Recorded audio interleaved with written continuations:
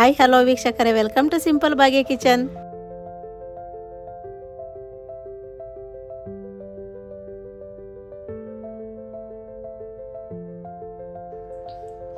ಇವತ್ತು ನಾನು ನಿಮಗೆ ಊರ ಕಡೆ ಸಿಗುವಂಥ ಅನ್ನೆ ಸೊಪ್ಪು ಮತ್ತು ಕಣ್ಣೆ ಸೊಪ್ಪು ಅಂತ ಹೇಳ್ತಾರೆ, ಎರಡೂ ಸೊಪ್ಪು ತಗೊಂಡು ಉಳ್ಸೊಪ್ಪು ಮಾಡೋದು ಹೇಗೆ ಅಂತ ತೋರಿಸ್ತೀನಿ. ಮತ್ತು ಮಶೊಪ್ಪಾರು ಅಂತಾರೆ, ಉಳ್ಸೊಪ್ಪಾರು ಅಂತಾರೆ. ಇದನ್ನ ಹೇಗೆ ಮಾಡೋದು ಅಂತ ತೋರಿಸ್ತೀನಿ. ಸೊಪ್ಪು ತಗೊಂಡಿದ್ದೀನಿ. ಸೊಪ್ಪು 2 ರಿಂದ 3 ಸರಿ ನೀಟಾಗಿ ವಾಶ್ ಮಾಡಿ ಇಟ್ಕೊಂಡಿದ್ದೀನಿ. ಮಣ್ಣಿರುತ್ತೆ, ಊರ ಕಡೆಯಿಂದ ತಂದಿರೋ ಸೊಪ್ಪಾದರೆ ಮಣ್ಣಿರುತ್ತೆ, ಚೆನ್ನಾಗಿ ವಾಶ್ ಮಾಡ್ಕೊಂಡು ರೆಡಿ ಮಾಡಿ ಇಟ್ಕೊಂಡಿದ್ದೀನಿ. ಒಂದು ಕುಕ್ಕರ್ ತಗೊಂಡಿದ್ದೀನಿ. ಕುಕ್ಕರ್ಗೆ ನೋಡಿ ಇವತ್ತು ನಾನು ತಗನಿ ಬೇಳೆ ಅಂತನಾರು ಅಂತಾರೆ, ಇಲ್ಲ ಅಲಸಂದೆ ಬೇಳೆನಾರು ಅಂತಾರೆ, ಆ ಬೇಳೆ ಹಾಕ್ತಾಯಿದ್ದೀನಿ. ನೀವು ಯಾವ ಬೇಳೆ ಇರುತ್ತೆ ಮನೆಯಲ್ಲಿ ಆ ಬೇಳೆ ಹಾಕ್ಕೊಳ್ಳಿ. ಇವತ್ತು ನಾನು ಇದಿತ್ತು ಇದು ಹಾಕಿದ್ದೀನಿ. ತುಂಬ ಚೆನ್ನಾಗಿರ್ತದೆ ಬೇಳೆ ಹಾಕಿ ಸಾಂಬಾರು ಮಾಡಿದರೆ. ಹಾಗಾಗಿ ನಾನು ಮಶೊಪ್ಪಿಗೆ ಈ ಬೇಳೆ ಹಾಕ್ತಾಯಿದ್ದೀನಿ. ವಾಶ್ ಮಾಡಿರೋಂಥ ಸೊಪ್ಪು ಹಾಕ್ತಾಯಿದ್ದೀನಿ ನೋಡಿ. ಈ ಸೊಪ್ಪು ಸಾರಿಗೆ ನೀವು ಮೊಳಕೆ ಹುಳಿ ಕಾಳಾದರೂ ಹಾಕೊಂಡ್ರೂ ಚೆನ್ನಾಗಿರ್ತೈತೆ. ಇಲ್ಲ ಅವರೆ ಬೇಳೆ ಹಾಕ್ಕೋಬೋದು, ಇಲ್ಲ ತೊಗರಿ ಬೇಳೆ ಹಾಕ್ಕೋಬೋದು, ಇಲ್ಲ ಅಲಸಂದೆ ಬೇಳೆನಾದರೂ ಹಾಕ್ಕೋಬೋದು. ಯಾವ್ದು ಹಾಕ್ಕೊಂಡ್ರೂ ಚೆನ್ನಾಗಿರುತ್ತೆ. ಊರ ಕಡೆಯಿಂದ ಸೊಪ್ಪು ಬೆಳೆದಿರೋ ಸೊಪ್ಪು ಆದರೆ ಅಡವೆಯಲ್ಲಿ ತುಂಬ ಚೆನ್ನಾಗಿರುತ್ತೆ. ಯಾವ ಬೇಳೆ ಹಾಕಿ ಮಾಡಿದ್ರೆ ಚೆನ್ನಾಗಿರುತ್ತೆ. ಇದೇ ಬೇಳೆ ಹಾಕ್ಬೇಕಂತ ಇಲ್ಲ. ಇನ್ನು ಮೊಳಕೆ ಹುಳ ಕಳೆನ ಸಿಕ್ಕಿದ್ರೆ ನಿಮಗೆ ಅದನ್ನು ಹಾಕಿ ಮಾಡಿ ಇನ್ನೂ ತುಂಬ ಚೆನ್ನಾಗಿರುತ್ತೆ. ನಾನು ಇವತ್ತು ಅಲಸಂದೆ ಬೇಳೆ ಹಾಕಿ ಮಾಡೋದನ್ನ ತೋರಿಸ್ತಾ ಇದ್ದೀನಿ. ಸೊಪ್ಪೆಲ್ಲ ಹಾಕಿದ್ದಾಗಿದೆ. ಇದಕ್ಕೆ ನಾನು 1-2 ಈರುಳ್ಳಿನ ಸಣ್ಣದಾಗಿ ಹಚ್ಚಿಟ್ಕೊಂಡಿದ್ದೆ, ಆ ಈರುಳ್ಳಿ ಹಾಕ್ತಾಯಿದ್ದೀನಿ. ಹಾಗೆಯೇ 1-2 ಟೊಮಟೊನ ಸಣ್ಣದಾಗಿ ಹಚ್ಚಿಟ್ಕೊಂಡಿರೋಂಥ ಟೊಮಟೊನ ಹಾಕ್ತಾಯಿದ್ದೀನಿ. 1 ಬೆಳ್ಳುಳ್ಳಿನ ಸಿಪ್ಪೆ ತೆಗೆದು ರೆಡಿ ಮಾಡಿ ಇಟ್ಕೊಂಡಿದ್ದೆ, ಆ ಬೆಳ್ಳುಳ್ಳಿ ಹಾಕ್ತಾಯಿದ್ದೀನಿ. ಹಾಗೆಯೇ ಒಂದು ಸ್ವಲ್ಪ ಕೊತ್ತಂಬರಿ ಸೊಪ್ಪು ನೋಡಿ, ಜಾಸ್ತಿ ಏನಿಲ್ಲ, ಸ್ವಲ್ಪ ಕೊತ್ತಂಬರಿ ಸೊಪ್ಪು. ಹಾಗೆ ಸ್ವಲ್ಪ ತೆಂಗಿನಕಾಯಿ ತುರಿ, ಒಂದು ಅರ್ಧವಷ್ಟು ತೆಂಗಿನಕಾಯಿ ತುರಿ, ಆ ತೆಂಗಿನಕಾಯಿ ತುರಿನೂ ಹಾಕ್ತಾಯಿದ್ದೀನಿ ನೋಡಿ. ತೆಂಗಿನಕಾಯಿ ತುರಿನೆಲ್ಲ ಹಾಕಿದ್ದೀನಿ. ಈಗ ನಾನು ಇವತ್ತು ನಮ್ಮ ಕಡೆ ಹೆಂಗೆ ಸೊಪ್ಪು ಅಥವಾ ಹುಳಿ ಸೊಪ್ಪು ಮಾಡೋದನ್ನ ತೋರಿಸ್ತೀನಿ ನೋಡಿ. ಹಾಗಾಗಿ ಸ್ವಲ್ಪ ಕಡಲೆ ಬೀಜ ತಗೊಂಡಿದ್ದೀನಿ. ಈ ಕಡಲೆ ಬೀಜನ ಪೌಡ್ರ್ ಮಾಡ್ಕೊಂಡು ಬರ್ತೀನಿ. ರುಬ್ಬಿರುವಂಥ ಪೌಡ್ರ್ ನೋಡಿ, ಕಡಲೆ ಬೀಜ ಪೌಡ್ರ್ ರೆಡಿಯಾಗಿದೆ. ನಮ್ಮ ಕಡೆ ಹೊಲದಿಂದ ತಂದು ಸೊಪ್ಪಿಗೆ ಈ ಥರ ಕಡಲೆ ಬೀಜ ಪೌಡ್ರ್ ಹಾಕಿ ಮಾಡ್ತಾರೆ, ತುಂಬ ಚೆನ್ನಾಗಿರ್ತದೆ. ನೀವು ಇದೇ ರೀತಿ ಒಮ್ಮೆ ಟ್ರೈ ಮಾಡಿ, ಗೊತ್ತಾಗುತ್ತೆ ಎಷ್ಟು ಚೆನ್ನಾಗಿರುತ್ತೆ ಅಂತ. ಅಂದರೆ ಜಾಸ್ತಿ ಹಾಕ್ಬೇಡಿ, ಸ್ವಲ್ಪ ಹಾಕ್ಕೊಳ್ಳಿ.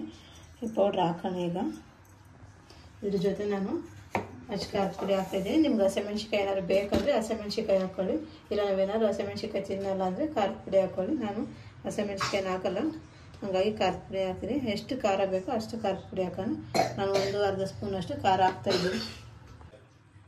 ಹಾಗೆಯೇ 1 ಸ್ಪೂನಷ್ಟು ಅಷ್ಟೇ, ಜಾಸ್ತಿ ಧನಿಯಾ ಪುಡಿ ಹಾಕೋಂಗಿಲ್ಲ, ಸ್ವಲ್ಪ ಧನಿಯಾ ಪುಡಿ ಹಾಕಿದರೆ ಸಾಕಾಗುತ್ತೆ. 1 ಸ್ಪೂನಷ್ಟು ಧನಿಯಾ ಪುಡಿ ಹಾಕೋಣ. ರುಚಿಗೆ ಎಷ್ಟು ಬೇಕೋ ಅಷ್ಟು ನೋಡಿ. ಉಪ್ಪು ಕಲ್ಲುಪ್ಪು ತಗೊಂಡಿದ್ದೀನಿ, ರುಚಿಗೆ ಎಷ್ಟು ಬೇಕೋ ಅಷ್ಟು ಉಪ್ಪು ಹಾಕೋಣ. ಎಲ್ಲ ಹಾಕಿದ ಮೇಲೆ ನಮ್ಗೆ ಎಷ್ಟು ನೀರು ಬೇಕೋ ಅಷ್ಟು. ನೀವು ಸ್ವಲ್ಪ ಸಾಂಬಾರು ತೆಳ್ಳು ಮಾಡಿ ಅಂದರೆ ಸ್ವಲ್ಪ ನೀರು ಜಾಸ್ತಿ ಹಾಕ್ಕೊಳ್ಳಿ. ತೆಳ್ಳು ಮಾಡ್ತೀನಿ ಅಂದರೆ, ಇಲ್ಲಪ್ಪ ನಮಗೆ ಗಟ್ಟಿ ನೀರು ಬೇಕು ಮುದ್ದೆ ಎಲ್ಲ ತಿನ್ನೋಕ್ಕೆ ಅಂದರೆ ಸ್ವಲ್ಪ ನೀರು ಕಮ್ಮಿ ಹಾಕ್ಕೊಳ್ಳಿ.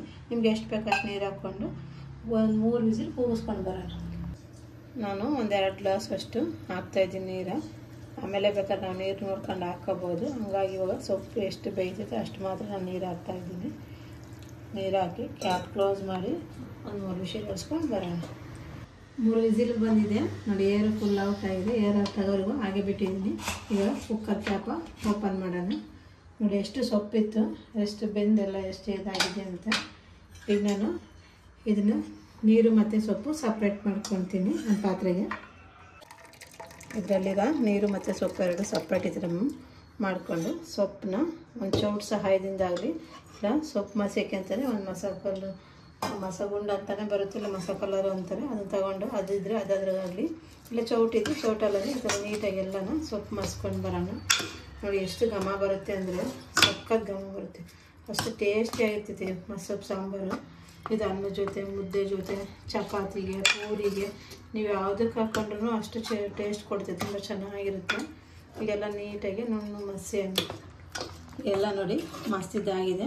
ಈಗ ನಾನೇನು ನೀರು ಸಪ್ರೇಟ್ ಬಸ್ಕೊಂಡಿದ್ದಲ್ಲ ಆ ನೀರು ಹಾಕ್ತಾಯಿದ್ದೀನಿ. ಈ ಸಮಯದಲ್ಲಿ ನೀವು ಉಪ್ಪು ಖಾರ ನೋಡಿಕೊಂಡು ನೀರು ಎಷ್ಟು ಬೇಕೋ ಅಷ್ಟು ಹಾಕೋಬೋದು. ತೆಳ್ಳು ಬೇಕಂದರೆ ಸ್ವಲ್ಪ ಜಾಸ್ತಿ ನೀರು ಹಾಕ್ಕೊಳ್ಳಿ, ಇಲ್ಲಾಂದರೆ ಹಾಕೋದ್ರೆ ನೋಡಿ ಇಷ್ಟು ನೀರು ಹಾಕಿದ್ದೀನಿ ನಾನು. ಕರೆಕ್ಟಾಗಿ ಆಯ್ತು. ಇದು ಮುದ್ದೆ ಜೊತೆ ನೋಡಿ ಎಷ್ಟು ಚೆನ್ನಾಗಿರುತ್ತೆ ಅಂತ. ತಿಂತಾಯಿದ್ರೆ ಇನ್ನೂ ತಿನ್ಬೇಕಪ್ಪ ಅನ್ನಿಸುತ್ತೆ, ಅಷ್ಟು ಚೆನ್ನಾಗಿರ್ತದೆ. ಎಣ್ಣೆ ಸೊಪ್ಪಿನ ಸೊಪ್ಪು ಅಥವಾ ಹುಳಿ ಸೊಪ್ಪು ಅಂತಾರಲ್ಲ, ಅದು ಎಷ್ಟು ಚೆನ್ನಾಗಿರುತ್ತೆ. ಇದಕ್ಕೊಂದು ಚಿಕ್ಕದಾಗಿ ಒಂದು ಒಗ್ಗರಣೆ ಹಾಕ್ಕೊಡೋಣ ಬನ್ನಿ.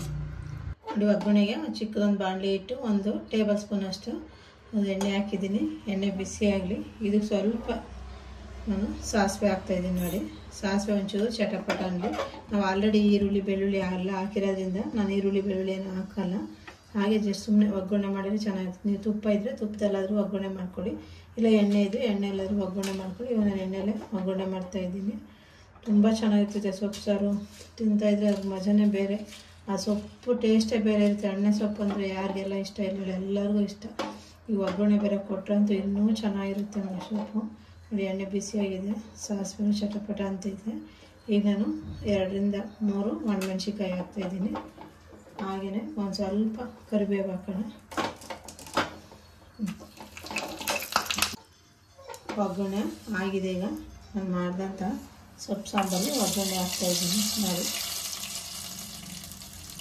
ಎಲ್ಲ ಒಂದ್ಸರಿ ಒಗ್ಗರಣೆ ಎಲ್ಲ ಮಿಕ್ಸ್ ಮಾಡಿದೆ ಸಾಂಬಾರು ಜೊತೆ.